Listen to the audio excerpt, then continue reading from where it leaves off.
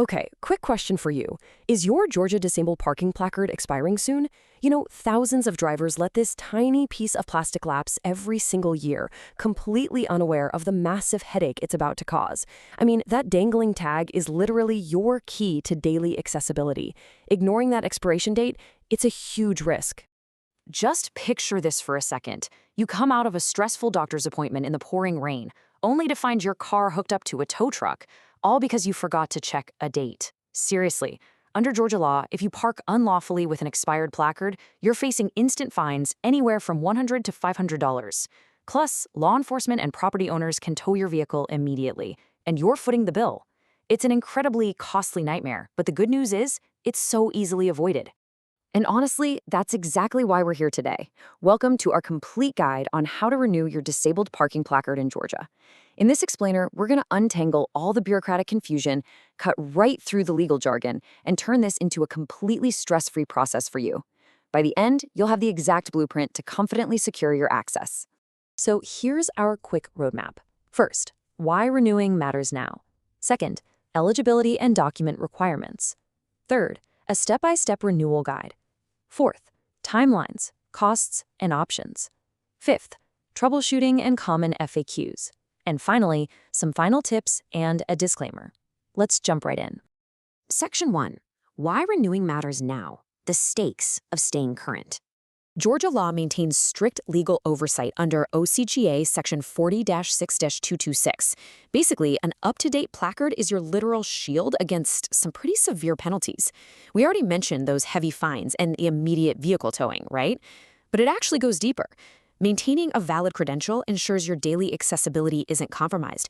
Plus, any unauthorized or fraudulent use of a permit, or even making a false statement on an application, is actually classified as a misdemeanor. Keeping your placard current keeps you fully protected and, on the right side of the law. Moving right along to Section 2, eligibility and document requirements, what you need to renew. Now, there's a pretty stark contrast in the rules depending on what type of placard you currently hold. If you've got a red temporary placard, it's valid for up to 180 days. And here's the kicker.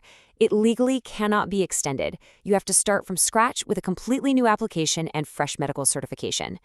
But if you have a blue permanent placard, which is valid for 4 years, the renewal is way simpler. You just need your expiring placard and your ID. No new medical certification is needed, provided your underlying physical condition hasn't changed. So what paperwork do you actually need to dig out? First, Form MV-9D. That's the Disabled Person's Parking Affidavit. Second, your physical expiring placard. Third, a valid Georgia driver's license or state ID. Now listen closely to this part. Your state ID absolutely must reflect your current address in the specific county where you're applying. If it doesn't match up, they're going to reject it right at the counter. The crucial point here is that for new applications, or if you're dealing with one of those red temporary tags, your MV-9D form needs official medical sign-off. This has to be a notarized signature from an authorized professional. We're talking an MD, an advanced practice registered nurse, or a physician assistant. Alternatively, the state does accept a sound clinical statement on official security paper, but keep in mind that exemption is only for placards, not the actual license plates. All right, Section 3, Step-by-Step Renewal Guide, Your Action Plan. I want you to feel 100% confident tackling this bureaucratic maze, so let's just break it down chronologically.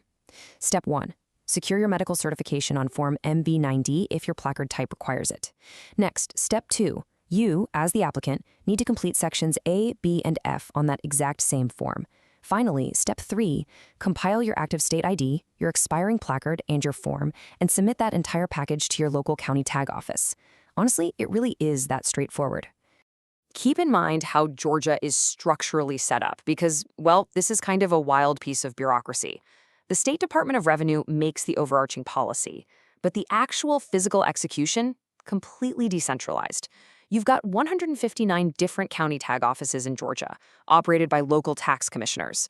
You have to go through your specific local office to get the physical placard, and they accept submissions either in person or through the mail. Section 4. Timelines, costs, and options. Planning your renewal. When it comes to the cost, notice all those zeros. The state fee for a temporary red placard, a permanent blue placard, and a special permanent gold placard is absolutely free. Yep, $0. However, if you're opting for a permanent disabled person's license plate that physically attaches to your vehicle, there is an annual $20 state fee plus any local title ad valorem taxes. Now, if you do end up needing a doctor's signature for a new or temporary application, you actually have some choices. You can go the traditional route, calling a clinic, scheduling weeks out, and sitting around in a physical waiting room, or you can tap into modern telehealth options like Handicap MD, which was mentioned in our sources. These platforms offer a 100% online evaluation with state-licensed clinicians.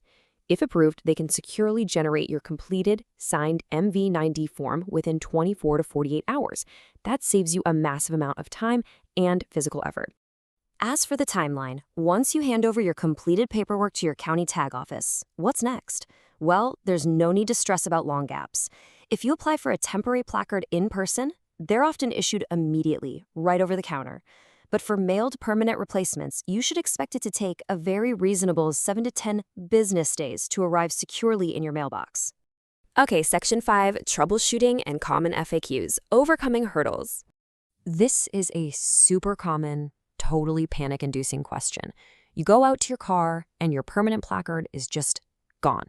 What happens if it's lost, stolen, or damaged? Do you seriously have to start the whole medical process over again? Thankfully, no. The bureaucratic fix is surprisingly simple. You just fill out a new form MV-9D, but you only complete sections A, B, and F. You provide your previous placard number if you have it handy, include a copy of your state-issued ID, and submit it. There is absolutely no medical recertification or notary needed to replace a permanent placard. How great is that? Now, here's a critical hurdle that catches so many people off guard: the dreaded address mismatch.